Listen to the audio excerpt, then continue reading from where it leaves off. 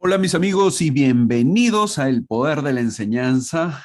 Una semana más con ustedes, una semana más compartiendo lo aprendido en estas clases maravillosas que tenemos y poder compartir con todos ustedes. Mi nombre, como siempre, es el hermano Omar Pérez. Le damos una cordial bienvenida a todos ustedes. Muchas gracias por acompañarme. Es un placer para mí estar con ustedes a través de las escrituras, que es algo que nos une a todos.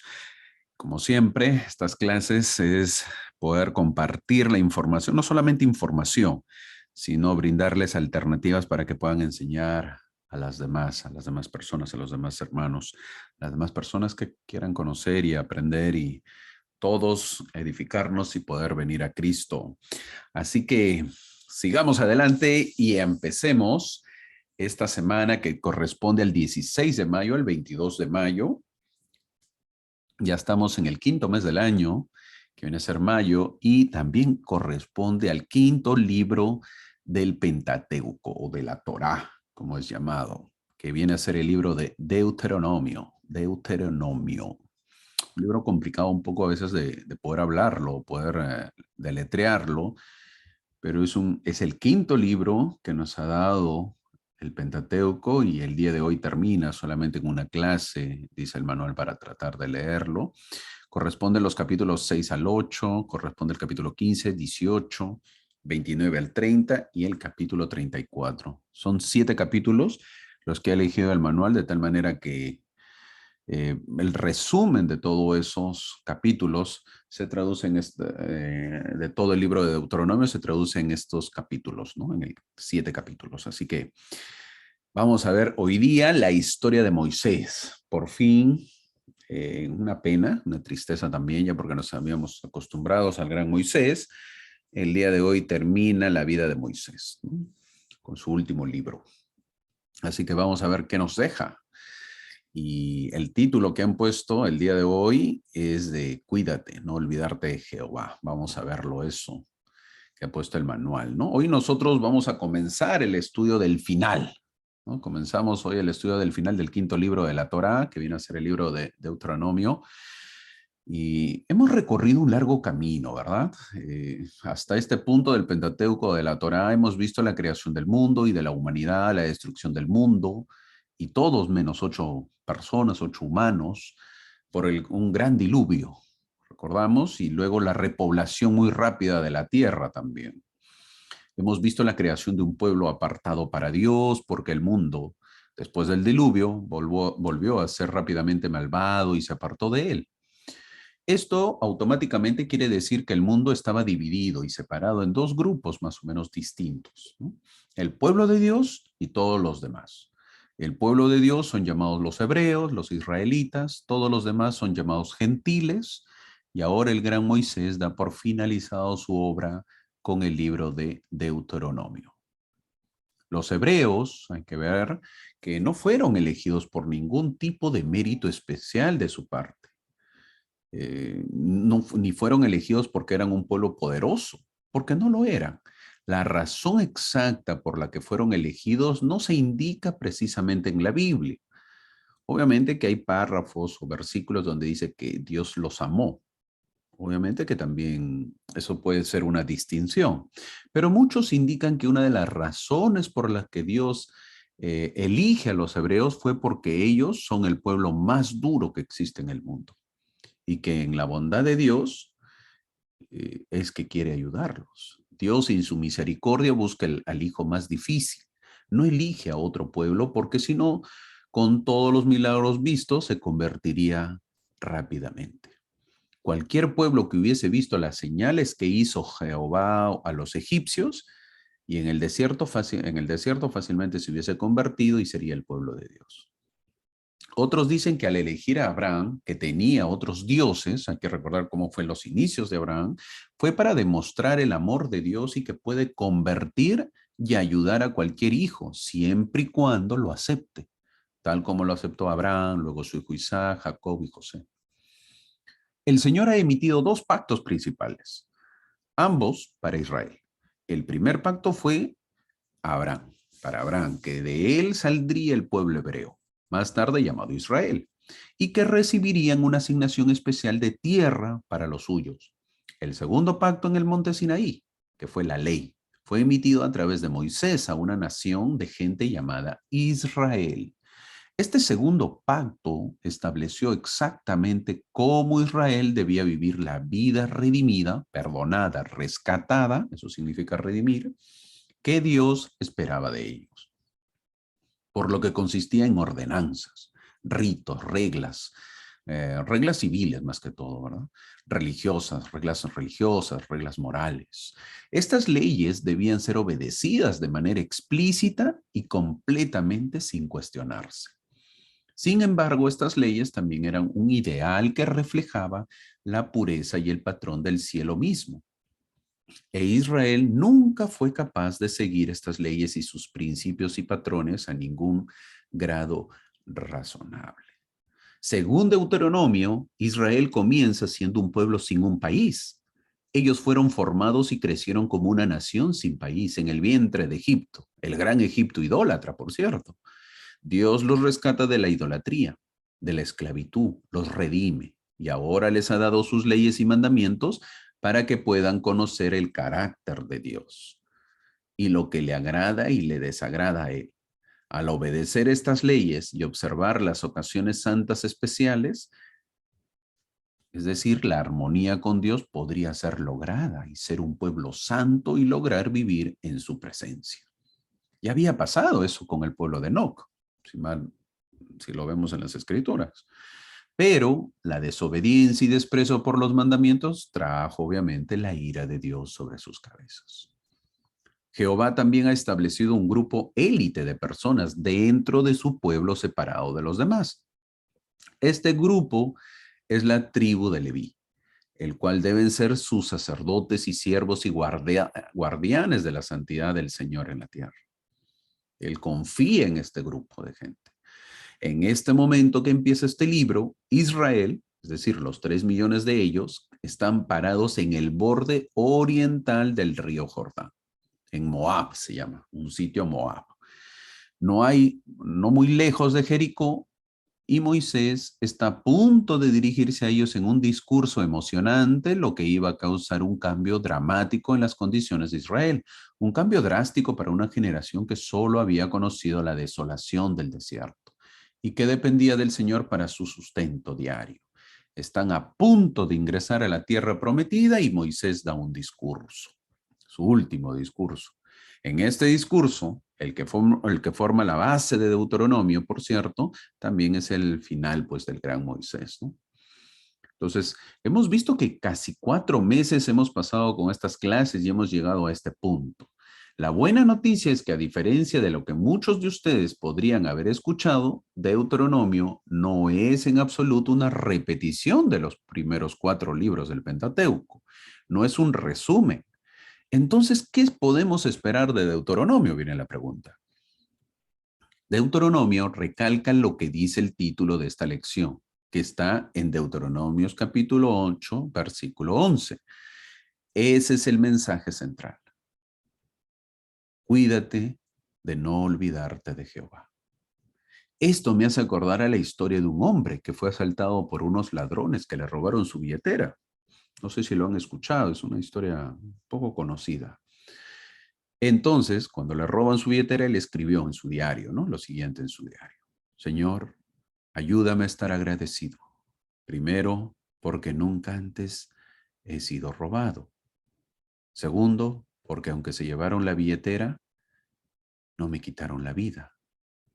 Tercero, porque aunque se llevaron todo lo que yo tenía, no era mucho. Y cuarto, porque fui yo quien fue robado y no quien robó. Esta historia de un hombre que le roban la billetera, a pesar de tener ese disgusto, él es un hombre agradecido. A pesar de haber pasado un sinsabor, él no olvida a Dios y lo agradece. ¿Cuál es la enseñanza? No olvidarnos de Cristo. Ese es el mensaje. Si lo recordamos a Cristo, vamos a ser diferentes. Entonces entramos a Deuteronomio. Primero, ¿qué significa Deuteronomio? Deuteronomio proviene del griego que significa la segunda ley. No es otra ley, sino es una ley de énfasis. Las leyes se repiten. Es un comentario sobre la ley mosaica. Moisés comienza este libro recordando cómo es que Israel llegó a donde está en este momento. Y al hacerlo, él le explica en al menos 50% de todas las leyes dadas en el monte Sinaí. Es un resumen que él hace, ¿no? En otras palabras, él repasa casi toda la ley, punto por punto, y le dice a Israel qué es lo que deben concluir, qué es el propósito de Dios para esta ley. Moisés explicará por qué cientos rituales fueron establecidos de la manera en que fueron, cuál era su propósito espiritual, los principios de Dios detrás de los mismos y por lo tanto, por qué son importantes y deben ser obedecidos según han sido ordenados. Por lo tanto, tenemos a Moisés diciendo que esta es la ley que fue promulgada en el monte Sinaí 40 años atrás y esta es la forma en que la primera generación del Éxodo lo había practicado hasta ahora. También les dice todo lo que significa y cómo se tienen que preparar para entrar en la tierra prometida. Deuteronomio, al igual que todos los demás libros de la Biblia, no fue escrito por sí solo, por lo que Moisés no va a explicar sus términos, porque los mismos serán de conocimiento general. Él no repetirá completamente la ley del Éxodo, Levítico o Números, cuando él quiera predicar sobre ella. En su lugar, él solo va a referirse a cierta ley o mandamiento en forma abreviada, porque es algo que ellos ya entendían. Moisés hablaría de incidentes como el becerro de oro, el asunto de Balán y Balac. Para la mente de los hebreos y a todos los que lo rodearon a los hebreos, Israel era pobre en dioses, en Dios. ¿Por qué? Porque tener un solo Dios era francamente vergonzoso para todas eh, los demás vecinos, los demás países que vivía Israel.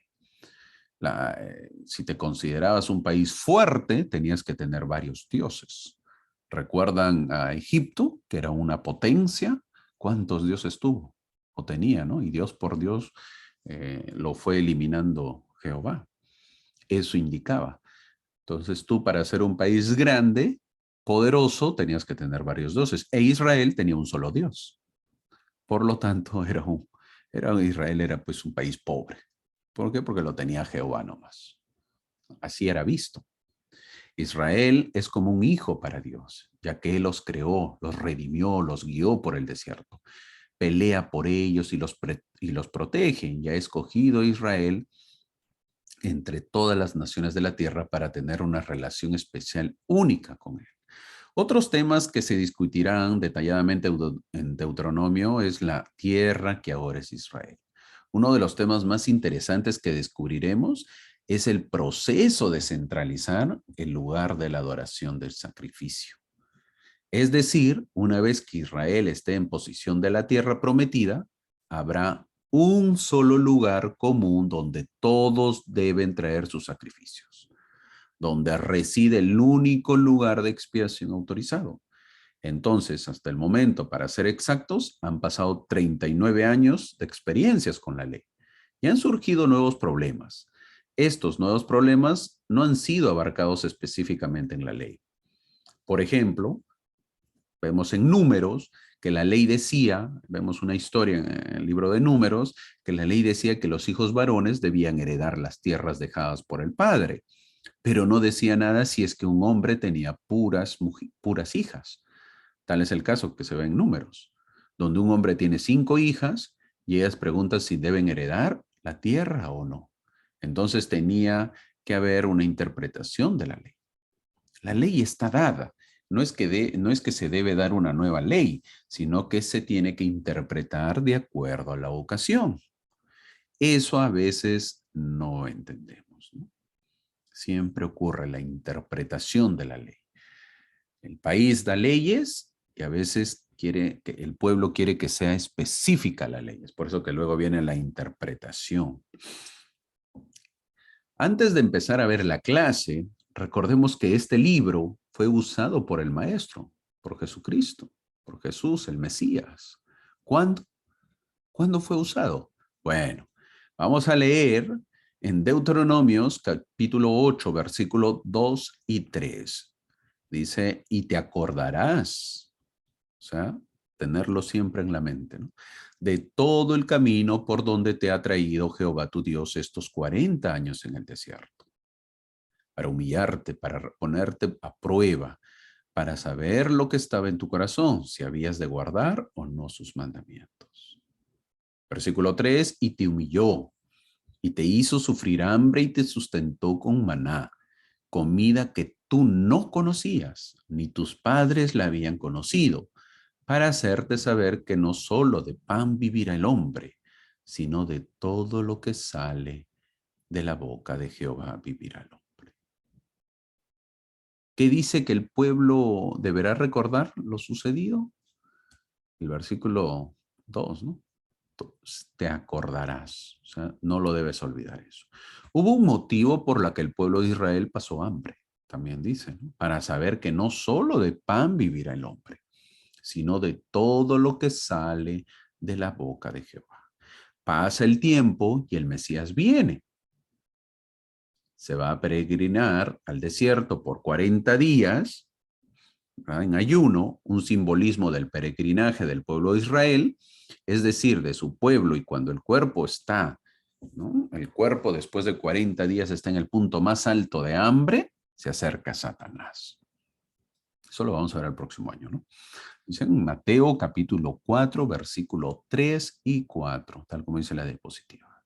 Y vino a él, a Jesús, el tentador, y le dijo, si eres hijo de Dios, di que estas piedras se conviertan en pan. Él respondió y dijo, escrito está, no solo de pan vivirá el hombre, sino de toda palabra que sale de la boca de Dios. ¿Qué hace el maestro ante la tentación?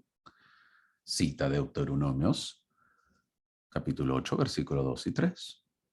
Le dice, soy un Israel. En otras palabras, le está diciendo, soy un israelita y tengo que recordar lo que el pueblo de Israel pasó y aprendió en el desierto, donde yo ahora estoy, donde sufrió hambre el pueblo de Israel y se quejó. La pregunta que Jesús le dice, bueno, no le dice, ¿no? Pero se supone que le dijo es, yo también me voy a quejar, yo también me voy a estar llorando como el pueblo de Israel, o me voy a aprovechar de los poderes que tengo en convertir estas piedras en pan. No. ¿Por qué? Porque no solo de pan vivirá el hombre, sino de toda palabra que sale de la boca de Dios. ¿Qué versículos usa? Los versículos de Deuteronomio. El versículo de Deuteronomio es el que usa el Mesías. Ahora veremos la segunda tentación. Satanás insiste y cita también versículos de las Escrituras, pero el maestro responde con una ley mayor, la ley mayor que no se debe tentar a Dios. Mateo capítulo 4, versículos 6 y 7. ¿Qué es lo que dice? Dice, y le dijo, si eres hijo de Dios, échate abajo, porque escrito está, a sus ángeles mandará acerca de ti, y en sus manos te sostendrán, para que no tropieces con tu pie en piedra. Y Jesús le dijo, escrito está también, no tentarás al Señor tu Dios. Y para ello, ¿qué hace Jesús? Recuerda Deuteronomios capítulo 6, versículo 16, que dice, no tentaréis a Jehová vuestro Dios, como lo tentasteis en Masá. El pueblo de Israel, con todo lo que había visto, no debía tentar a Jehová, y el maestro lo menciona. También usa en su segunda tentación Deuteronomios capítulo 6 al 16. Para terminar, veremos la última tentación donde Satanás le dice en Mateo capítulo 4, versículos del 8 al 10, otra vez le llevó el diablo a un monte muy alto y le mostró todos los reinos del mundo y la gloria de ellos. Y le dijo, todo esto te daré si postrado me adorares. Entonces Jesús le dijo, vete, Satanás, porque escrito está, al Señor tu Dios adorarás, y a Él solo servirás. El maestro, Jesús, responde que a Dios solamente hay que adorar y a Él servir. Y para ello cita Deuteronomios capítulo 6, versículo 13. ¿Qué dice el versículo 13? A Jehová tu Dios temerás y a Él servirás y por su nombre jurarás. ¿Quién ama este libro? El maestro conocía muy bien este libro y lo ayudó para enfrentar las tentaciones. Si el maestro lo usó para vencer las tentaciones, ¿cuán mayor debemos hacerlo nosotros?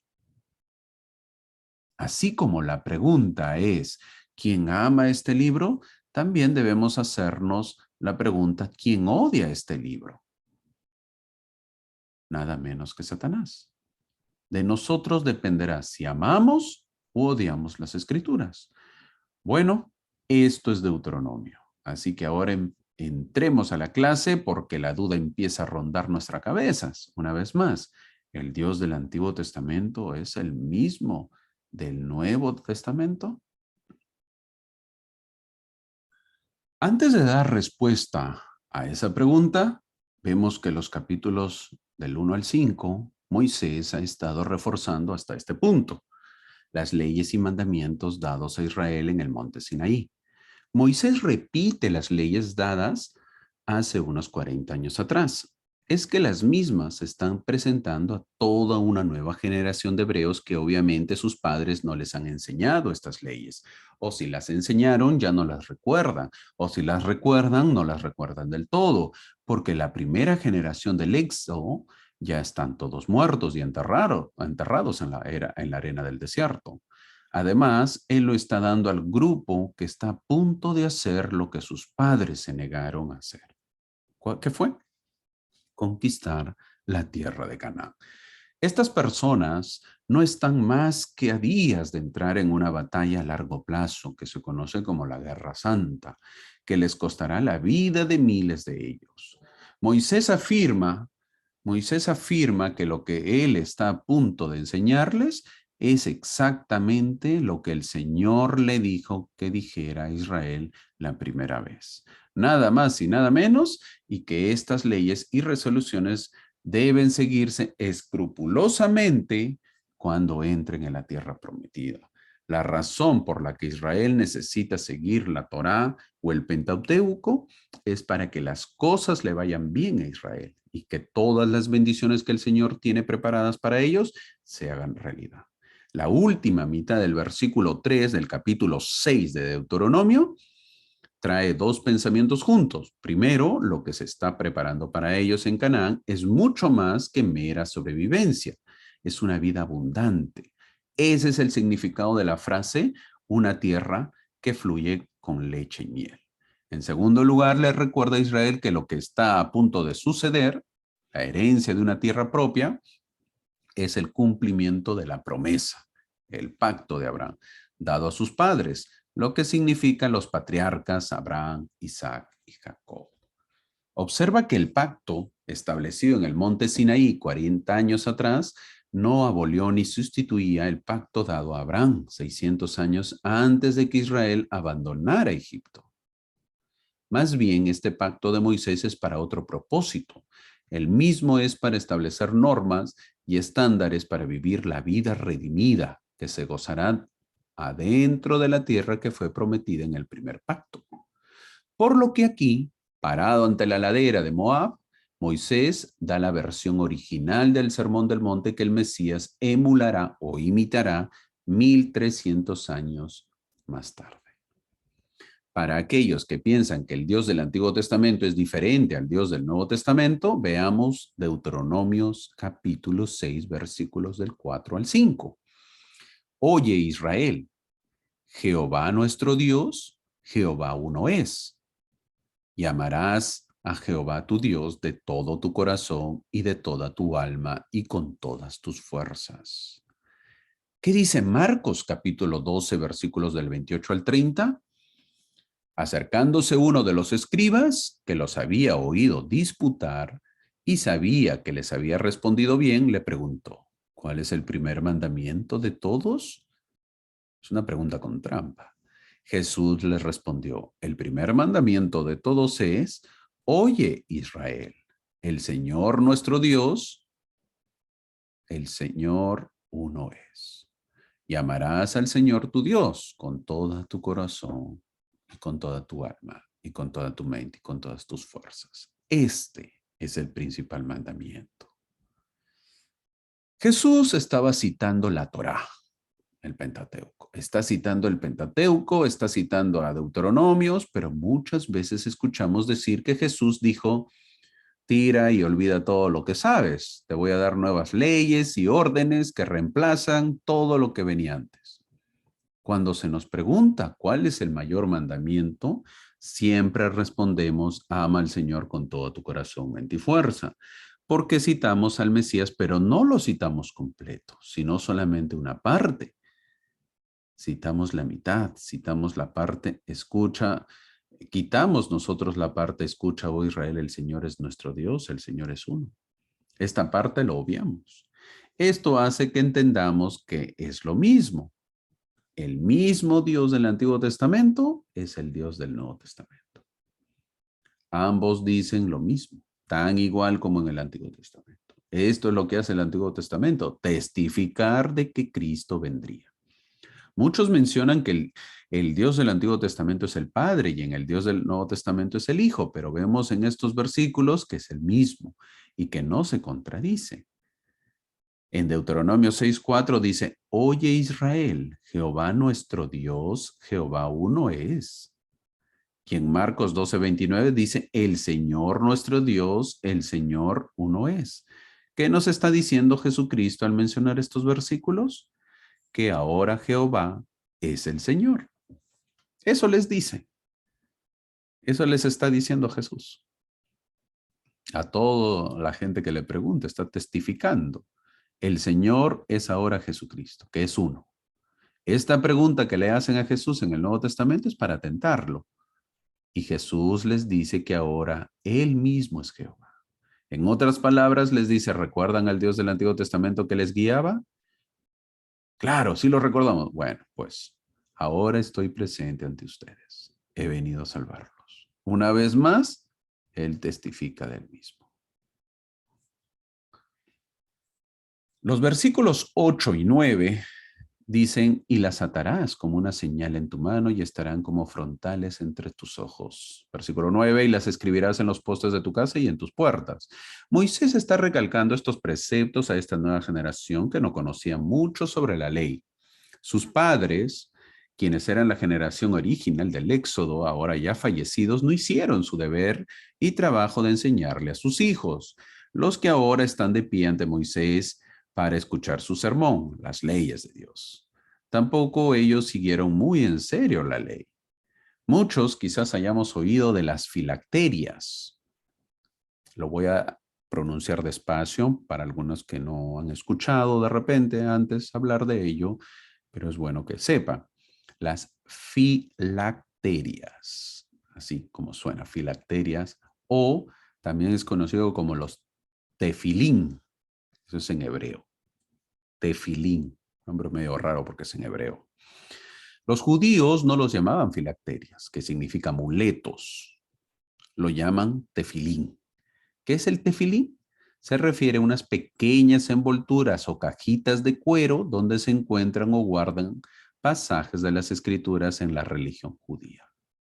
Una de las correas se ata sobre el brazo izquierdo, los que son derechos, ¿no? O en el derecho si la persona es zurda, dando 7 vueltas al mismo, y la otra se coloca sobre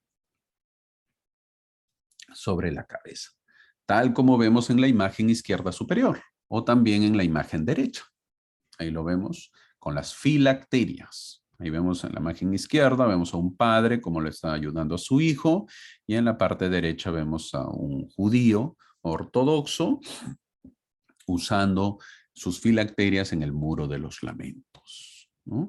También sabemos que los hebreos que vivían en Samaria no observaban esta tradición, que por supuesto era un gran insulto a los judíos de Judea.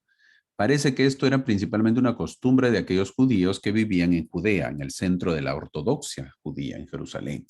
No hay registro de ningún uso generalizado del tefilín en Galilea donde vivió Jesús. Jesús, entonces la pregunta es, ¿llevaba tefilines? Esto es algo muy poco probable. Jesús era un judío campesino, común de Galilea. Él a menudo mostraba la típica actitud galilea de desdén hacia los inflados egos religiosos de las autoridades religiosas judías de Jerusalén. Y esto incluía a los fariseos, que eran una parte vital de esa autoridad religiosa. ¿El uso del tefilín es necesariamente algo incorrecto? No. La respuesta es no. Pero de ninguna manera es un mandamiento bíblico. Muchos otros sabios judíos dicen inequívocamente que la afirmación de atarlos como una señal en el brazo y en la frente es una metáfora y no está destinada a ser tomada literalmente, ¿no? Tal como menciona. Entonces, ¿acaso eran solo los fariseos los que usaban el tefilín? Aparentemente no, porque se han encontrado registros que antes se usaban. Flavio Josefo, el gran historiador judío, también discute sobre el tefilín y continúa explicando que a veces incluso los 10 mandamientos fueron incluidos entre los escritos que fueron guardados dentro de esas pequeñas cajitas de cuero. Ahora vamos a hablar de la mezuzá, así como suena, mezuzá. Es un pergamino que tiene escritos algunos versículos de la Torá, por lo general, ¿no? Se encuentra albergado en una caja o receptáculo y se coloca en las puertas, tal como vemos en la imagen inferior izquierda. Ahí vemos a un hombre colocando la mezuzá. Y su aplicación pues representa la protección a la familia judía en ocasión de la 10ª plaga que envió Dios a Egipto, cuando los judíos eran los esclavos. Siempre los símbolos ayudan a las personas. No olvidemos que en la lección donde hablamos de los mandamientos, vimos cómo en Estados Unidos, en la corte, también tienen los 10 mandamientos. ¿Cómo qué? Como símbolo para recordar que los judíos sean justos, ¿no? Que los juicios, eso quieren recordar, eso por eso lo tienen en la corte acá de Estados Unidos, recordar que los juicios sean justos y sean los más humanamente posibles. Los símbolos ayudan a recordar los convenios y ayudan a recordar más a Dios. Al poner estas imágenes son con mucho respeto para conocer cómo los judíos hasta el día de hoy cumplen estos versículos 8 y 9, que según ellos deberían cumplirse, de Deuteronomios capítulo 6. En estas clases quizás mencionamos a otras religiones, pero lo hacemos con mucho respeto. Respetamos sus creencias y sus ritos, porque también exigimos que nos respeten. Quise poner estas fotos que la vez pasada pude ver, es de un misionero, ¿no? Que caminando por la calle pasó un camión y lo embarró a propósito. Pero a pesar de ello, este joven misionero no se desanimó y siguió compartiendo el evangelio. Imagínense, ¿no? Su camisa blanquita. Entonces, nosotros debemos saber de que tenemos que respetar a los demás para que los demás nos respeten. Ahora, vemos que la pregunta siempre es, ¿por qué hay tantos símbolos? Y llegamos al versículo 12, donde se nos dice, cuídate de no olvidarte de Jehová, que te sacó de la tierra de Egipto, de la casa de servidumbre.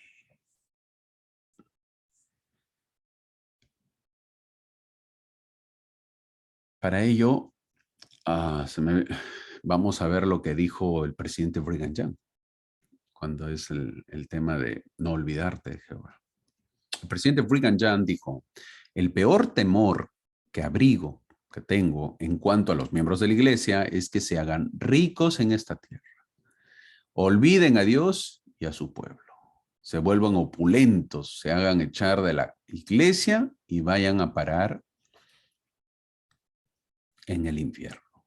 Este pueblo aguantará los atropellos y saqueos, la pobreza y todo género de persecución y permanecerá fiel. pero mi temor más grande es que no pueda resistir las riquezas. Y sin embargo, será probado por medio de la abundancia, porque llegará a ser la gente más rica sobre esta tierra. El presidente Brigham Young tuvo miedo. ¿Tuvo miedo de qué?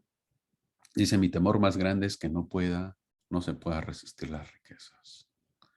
Cuando el pueblo sea rico, que se olvide de Dios. Eso es lo que tenía miedo el presidente Brigham Young.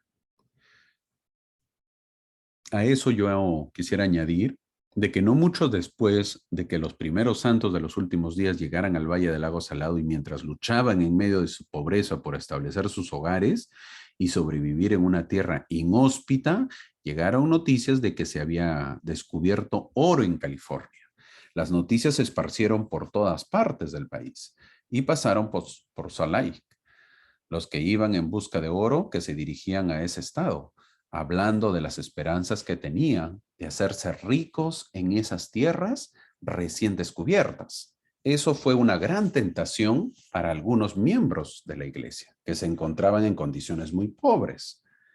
Brigham Young, dándose cuenta de lo que algunos de ellos estaban pensando, dijo, espero que las minas de oro estén a más de 1,200 kilómetros de distancia. La prosperidad y las riquezas reducen la sensibilidad del hombre.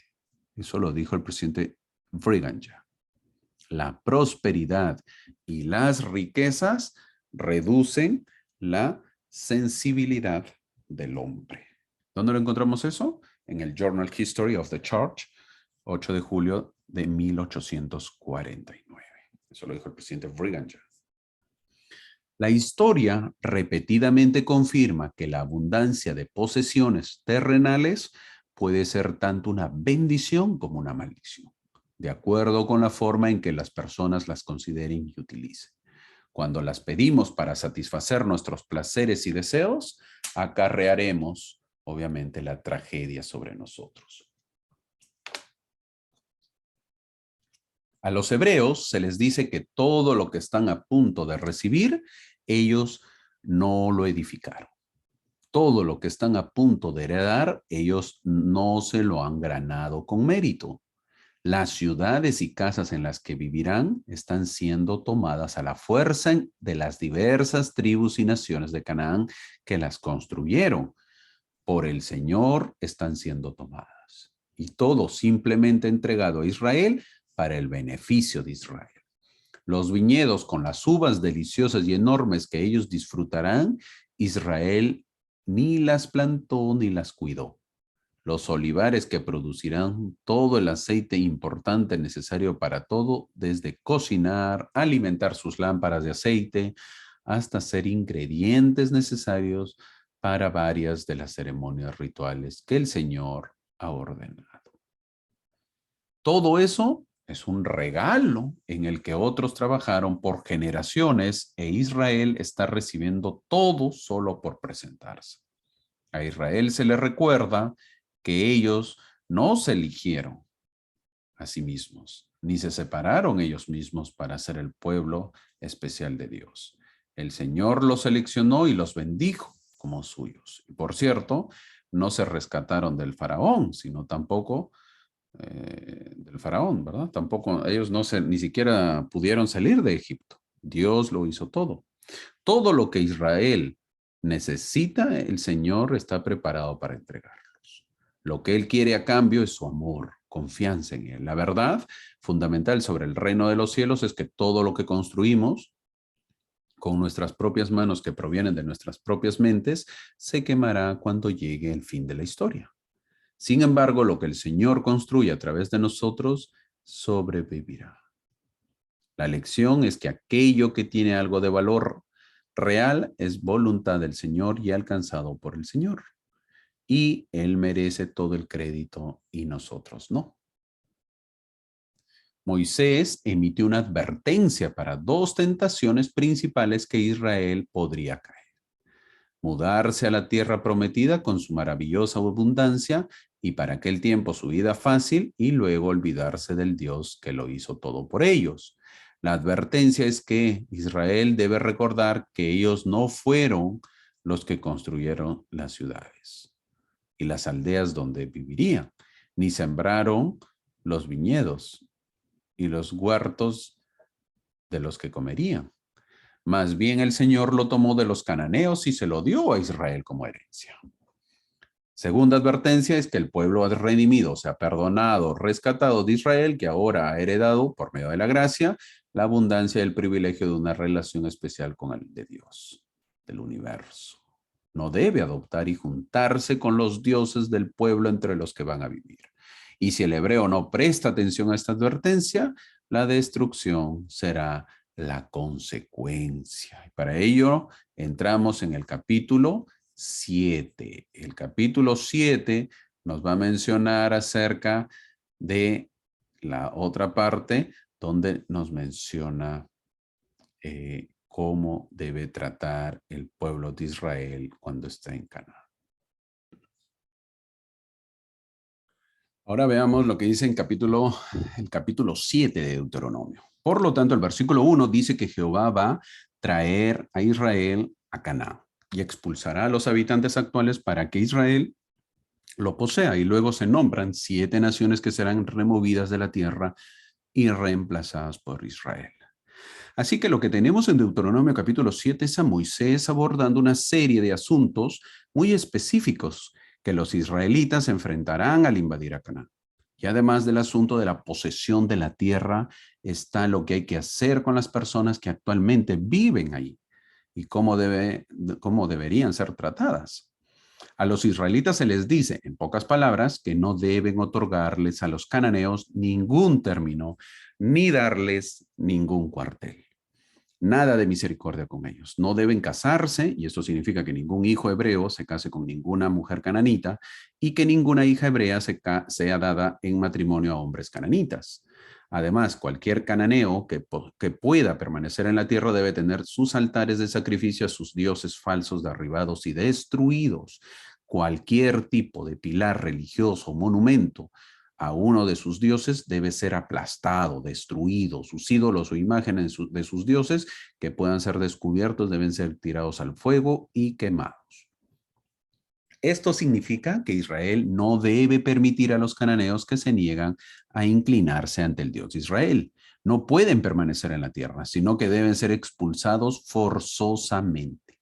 Por mucho tiempo los hebreos permanecieron sin mancha, sin unirse a los cananeos, pero con el tiempo los hombres hebreos simplemente no podían resistirse a los encantos de las diversas mujeres paganas y las trajeron constantemente a casa con ellos y las integraron en la sociedad hebrea. En el libro de Jueces vamos a ver que incluso el gran Sansón casarse con una mujer filistea. El problema con un hombre hebreo casándose con una mujer extranjera es que, excepto en casos raros, obviamente ella traería consigo las costumbres paganas de su tribu y junto con ella la presión familiar y la influencia de sus parientes para que su marido hebreo al menos sea tolerante y respetuoso con ella y sus creencias. Eventualmente veremos al venerado rey Salomón casarse literalmente con cientos de esposas extranjeras, ser abiertamente tolerante de su adoración de dioses paganos también. E incluso él hizo arreglos para que los altares sean construidos para que puedan hacer sacrificios a esos dioses falsos. El que una mujer hebrea se casara con un hombre extranjero era un terrible aprieto para esa mujer porque una vez que se casaba con ese extranjero, ella perdía su condición de israelita. Además, los niños que ella llevaba serían ahora gentiles y aparte de Israel.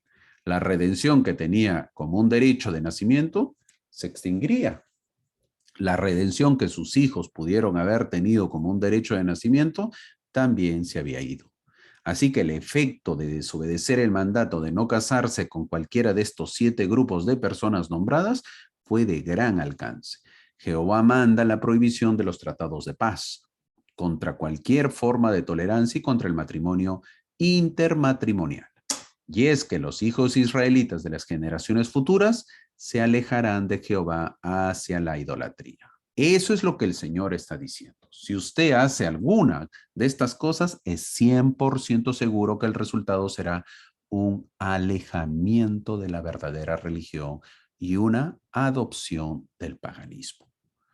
Al final, el requisito fundamental para la supervivencia de Israel en Canaán fue la adoración exclusiva a Jehová.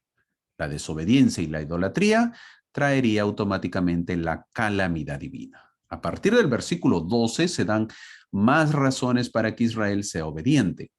De alguna manera me imagino a Moisés mirando a miles de estas caras sabiendo muy bien que casi tan pronto como el mensaje se termine, la rebelión va a comenzar. Porque eso es lo que sucede. Es decir, se parecen a nosotros en la actualidad. Pero no será por no intentarlo, y el Señor establece la misericordia y la abundancia que está a la espera de Israel bajo las condiciones que Él ha establecido. ¿Qué es lo que acontece y qué promesas va a haber? Que las mujeres serán fértiles, la población de Israel florecerá, el suelo producirá, los animales prosperarán, no se permitirá que las enfermedades graves y la pestilencia lastimen a los hebreos, pero esas mismas pestilencias derribarán a los enemigos que viven justo al lado. El Señor hará que Israel sea muy victorioso en la batalla, pero esto será hasta tanto que los guerreros israelitas no muestren a sus enemigos piedad. Entonces Moisés vuelve a los dos aspectos de la idolatría. No tomes a sus ídolos, porque serás responsable de adorarlos.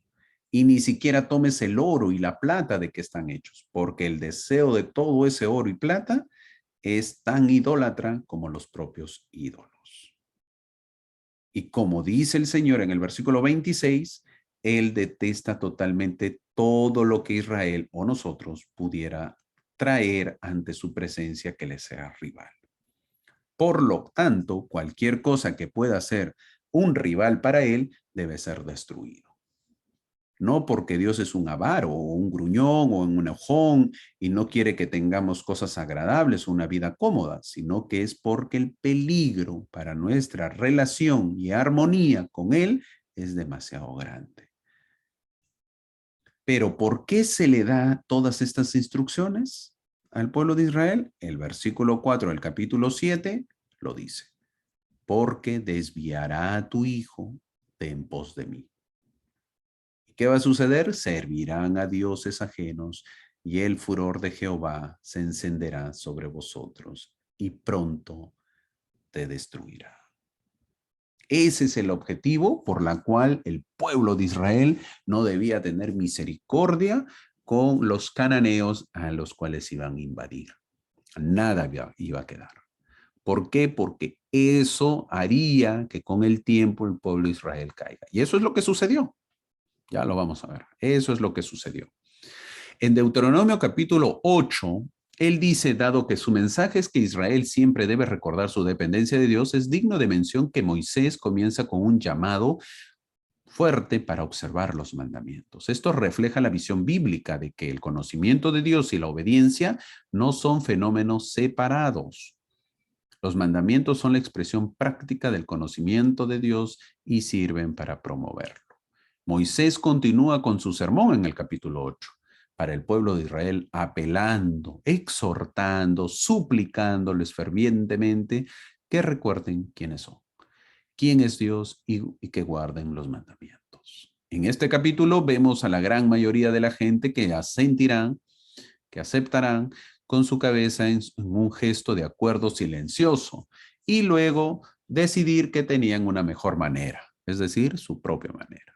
Por más que se les enseñe al pueblo, olvida lo que dijo Moisés.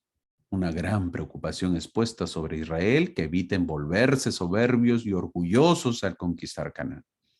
Para ello, nos aconseja y testifica en el versículo 19, mas acontecerá que si llegas a olvidarte de Jehová tu Dios y andas en pos de dioses ajenos y los sirves y te inclinas ante ellos, testifico hoy contra vosotros que de cierto pereceréis.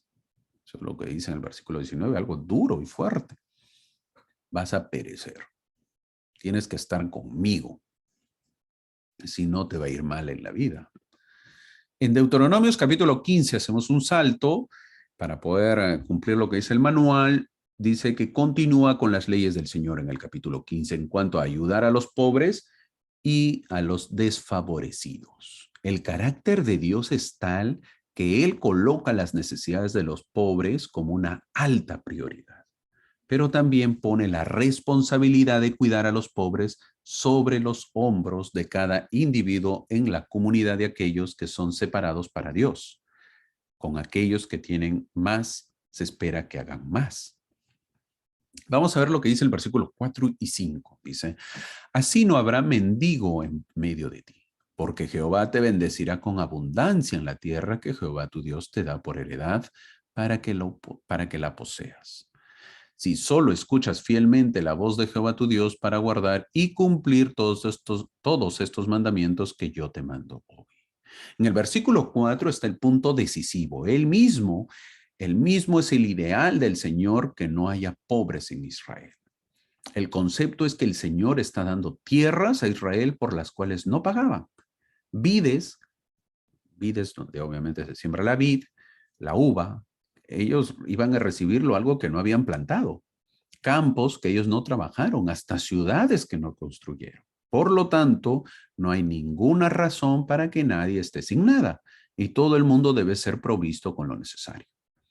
Si había si había mendigos, ¿culpa de quién era entonces?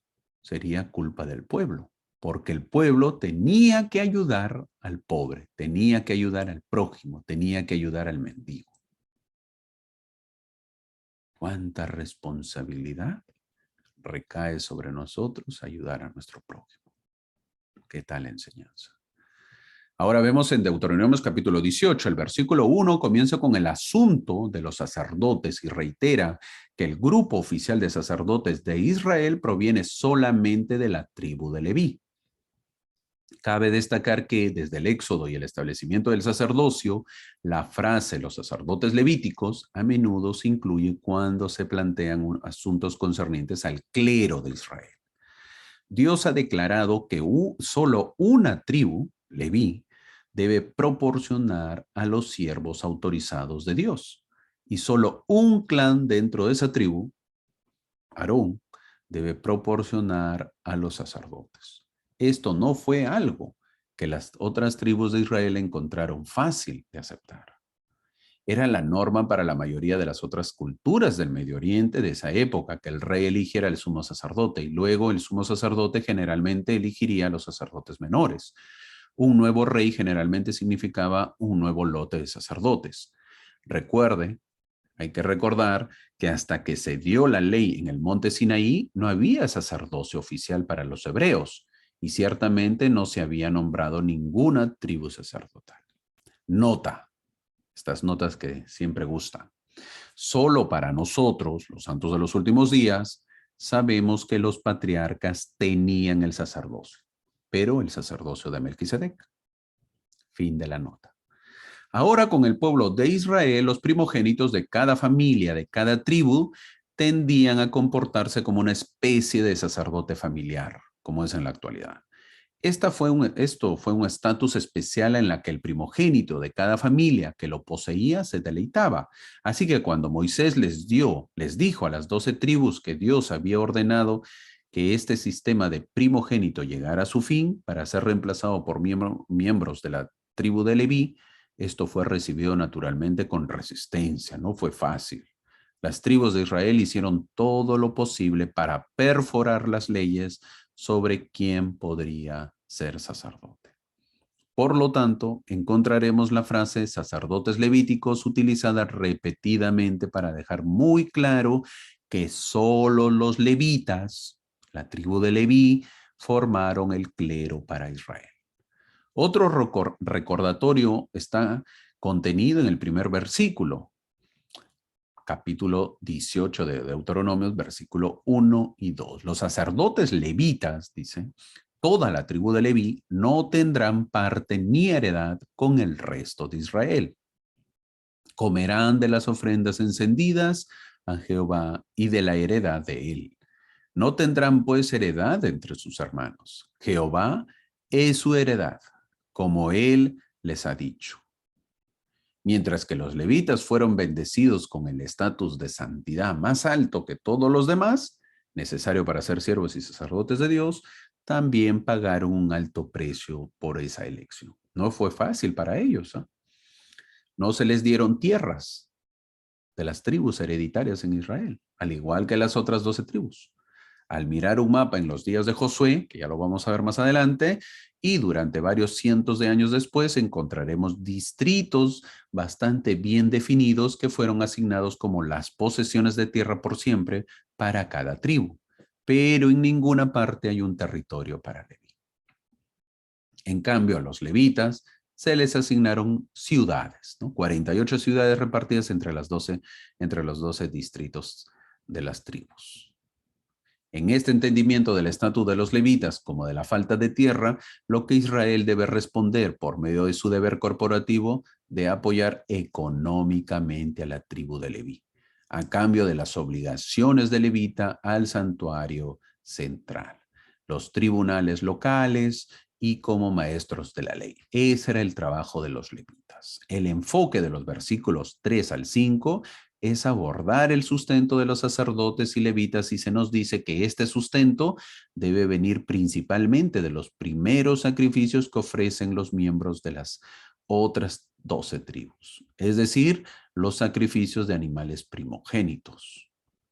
Esto debe ser la fuente de ofrendas de sacrificio de las cuales los sacerdotes y levitas deben guardar una porción para sí mismos. Aquí veamos algo para quedar claros. ¿Era toda la carne del animal sacrificado colocado en el fuego del altar y luego parte de la misma removida para comida cuando se cocinó? La respuesta es no. Lo que iba a ser retenido para el clero y el adorador, es decir, el penitente, no era puesto en el fuego del altar. Esto no era como una barbacoa, una parrillada en el patio trasero donde la carne se cocinaba en una parrilla comunitaria y luego todo el mundo tomó una costilla, una hamburguesa, una parte. Ese altar no era un lugar donde la carne se cocinaba, más bien la carne iba a ser destruida, quemada por completo hasta que solo eran cenizas. 3 partes específicas de los diversos animales de sacrificio cuando se usa como ofrendas de fuego debían ser reservadas como alimento para los sacerdotes y levitas. El hombro, es decir, la parte superior de la pierna derecha que va del hombro a la rodilla, y esa parte del estómago en ocasiones se le llama también el cuarto estómago. También el clero debe recibir el carrillo del animal y la lengua del animal. En el versículo 4 del capítulo 18 de Deuteronomios, dice que las primicias de tu grano y de tu vino y de tu aceite y las primicias de la lana de tus ovejas le darás. Fin del versículo. Se nos dice que además de estas porciones de carne, ciertos productos agrícolas debían ir a los sacerdotes. Nosotros hemos hablado en varias ocasiones sobre ofrendas de primicias. Bueno, se entendía que todas las primicias iban a ir al clero levita como su porción. Y además de grano y fruta, esto incluía aceite de oliva, vino e incluso lana de los bordes de las ovejas, entre una lista bastante larga de otros artículos. A partir del versículo 6 obtenemos esta declaración de que un levita puede ir desde cualquier asentamiento dentro de la tierra de Israel al lugar que el Señor ha elegido. Y si ese levita desea, puede servir allí. Esto es todo lo que se está haciendo. La mayoría de los levitas vivían en pequeños pueblos y ciudades en áreas remotas de los diversos territorios tribales de los israelitas.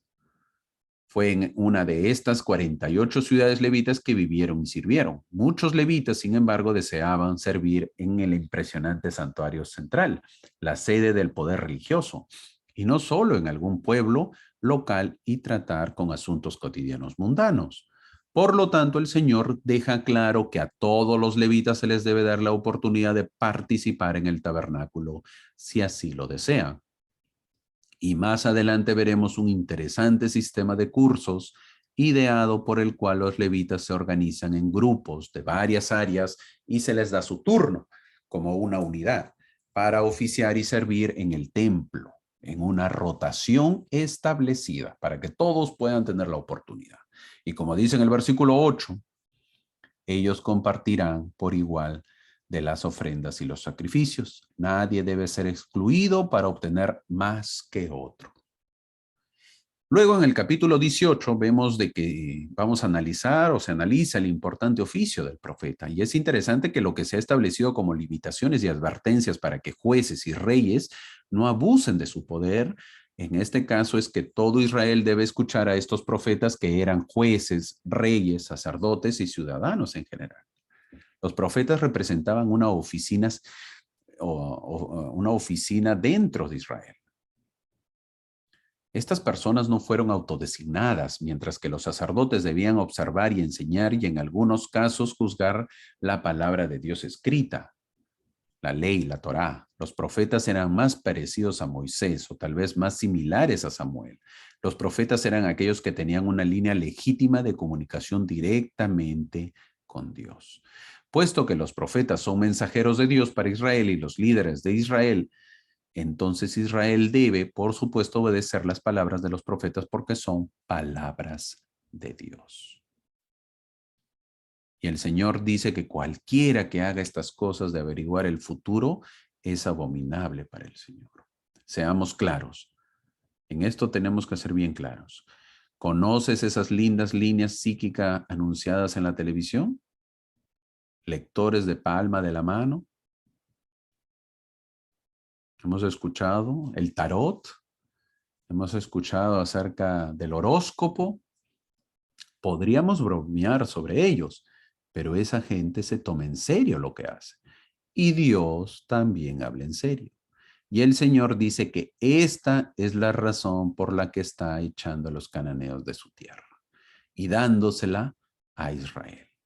Por lo tanto, Israel no debe hacer lo que los cananeos han estado haciendo al tratar de adivinar el futuro. Dios lo condena.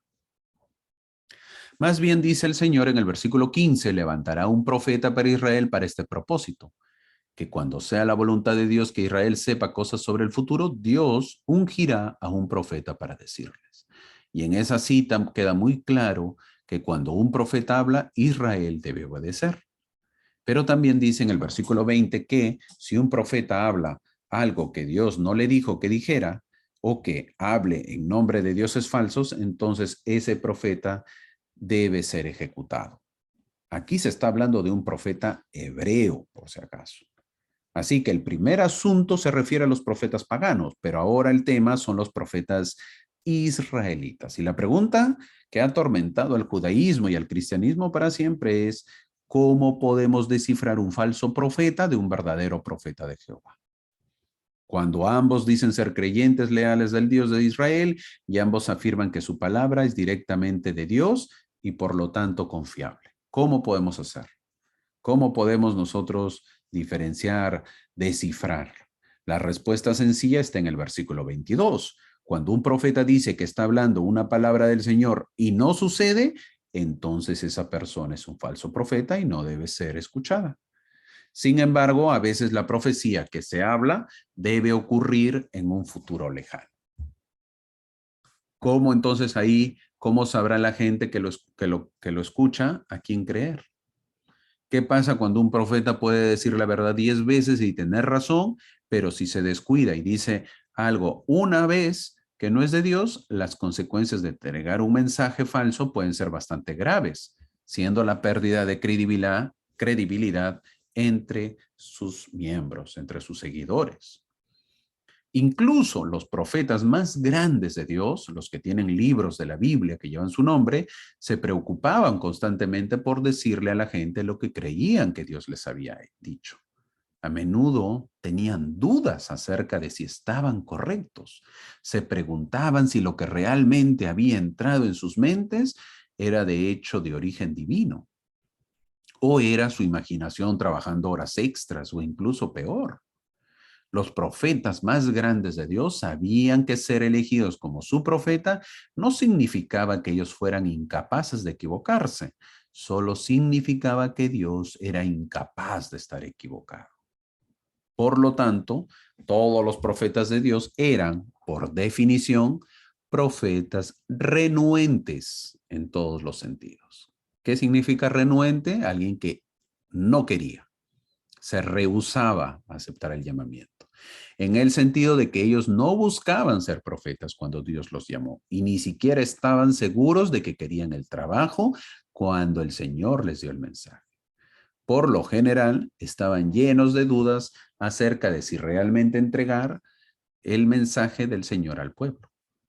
Parte de la razón de esta inseguridad fueron que los profetas eran a menudo golpeados, encarcelados, martirizados. En el libro de Mormón vemos varios profetas que fueron así, maltratados. Obviamente en el Antiguo Testamento también, ya lo vamos a ver. Y al menos tenían vidas muy difíciles y a menudo aisladas. Esto se debe a que los mensajes de Dios no eran generalmente los que el pueblo particularmente quería oír. Tal es el caso de Noé, que ya lo hemos visto, ¿no? Profeta que se le manda a predicar y nadie le hace caso. También tenía otra faceta este dilema. Había otra faceta. Los profetas entendían la soberanía de Dios hasta el punto que generalmente nosotros no entendemos. Sabían muy bien que Dios podía enviarlos con un mensaje de que si el pueblo no dejaba de hacer lo siguiente y se arrepentían, Dios los iba a destruir. Los profetas también entendieron que era Dios quien determinaría si el pueblo cumplía. El Señor no consideraba los puntos de vista de los seres humanos que simplemente se detenían y observaban.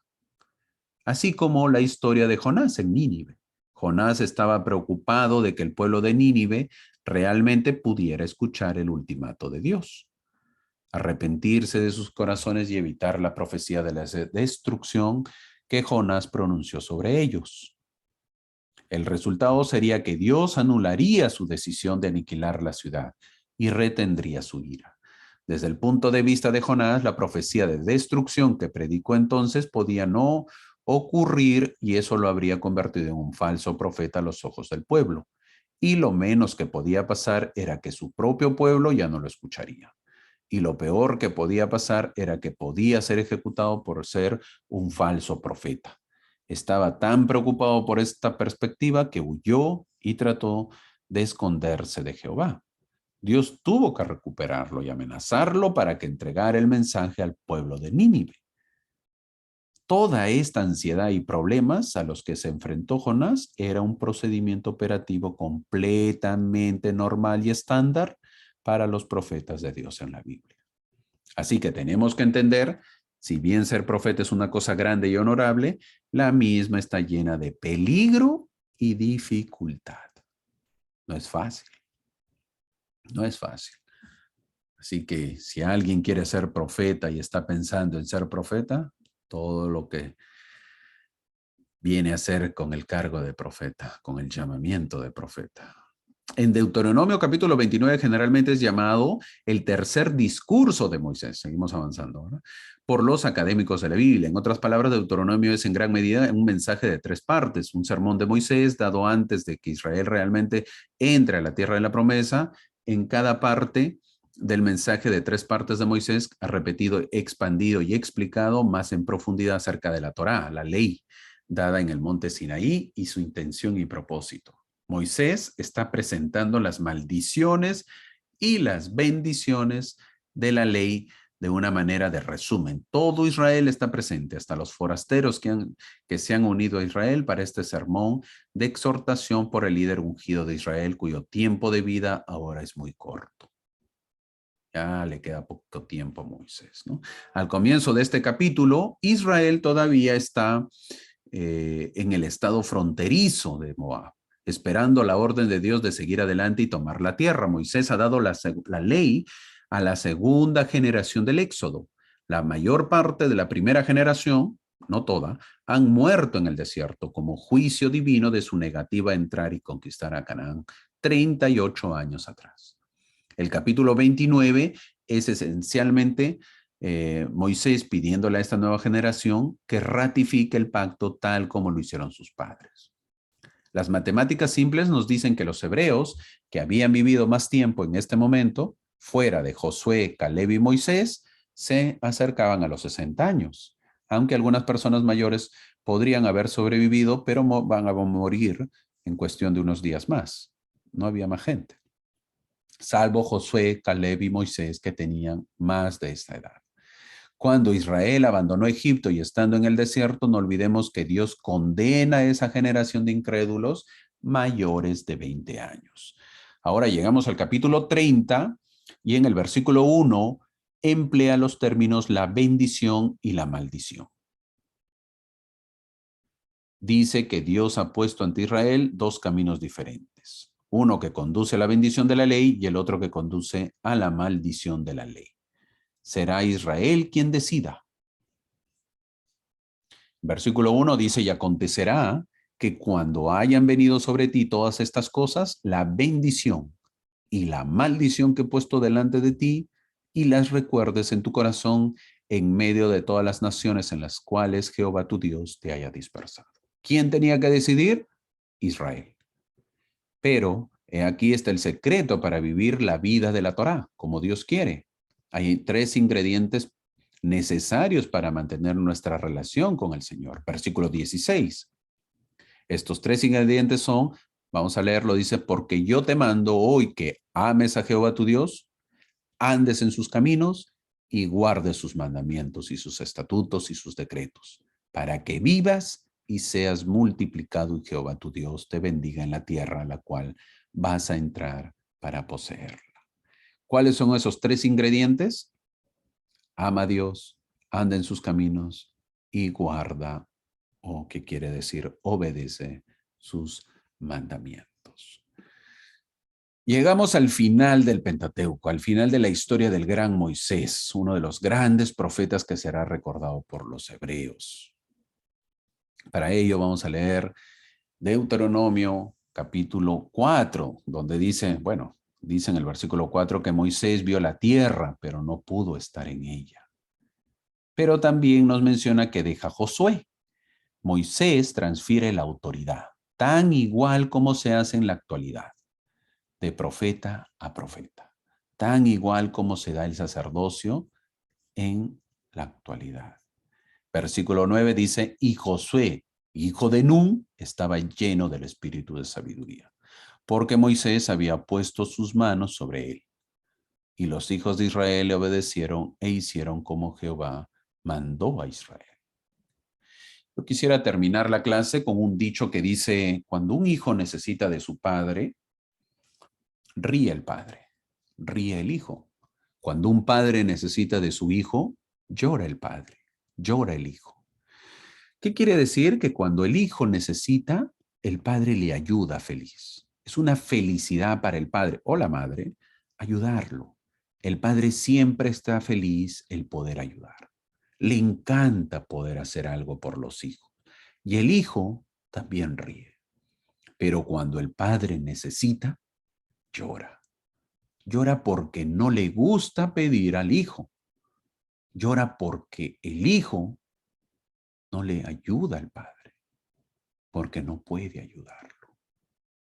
Este dicho, que lo voy a repetir, que dice, cuando un hijo necesita de su padre, ríe el padre, ríe el hijo. Cuando un padre necesita de su hijo, llora el padre, llora el hijo. Esto se cumple con Josué. Moisés termina su obra, pero sabe que Josué es quien lo sucederá. Sabe que seguirá el mismo camino, que nuestra meta sea la misma, que nuestras generaciones sigan con el espíritu de sabiduría. En el versículo 9 lo recalca, y Josué, hijo de Nun, estaba lleno del espíritu de sabiduría. Qué hermosas palabras saber de que nosotros en la actualidad también tenemos profetas o líderes que también están llenos del espíritu de sabiduría. Una sabiduría que no se encuentra en las universidades, en las escuelas o en los libros. Una sabiduría espiritual. Una sabiduría que lo pueda guiar a su pueblo. Una sabiduría que lo pueda ayudar a su pueblo. Una sabiduría que lo pueda guiar hacia la meta celestial. Eso es lo que busca el pueblo. Eso es lo que el pueblo se tiene que comprometer y eso es lo que el líder siempre se esfuerza por tener dentro de la iglesia. Muchas gracias, mis amigos, por acompañarme. Esta ha sido la clase del día de hoy. Hemos visto el final de Moisés. Es una pena también saber de que Moisés no entra a la tierra prometida después de un trabajo largo. Pero el que entra es Josué. En la próxima clase nos espera más aventuras, más espiritualidad, más conocer cómo nos podemos acercar a Cristo. El día de hoy hemos visto aquí acerca de este libro de Deuteronomios. Es un libro tan importante que Cristo la tuvo cuando fue tentado, lo recordó. Y nosotros también debemos recordarlo para poder de esa manera ser como Josué, tener el espíritu de sabiduría. En el nombre de Jesucristo. Amén. Buena semana. Gracias.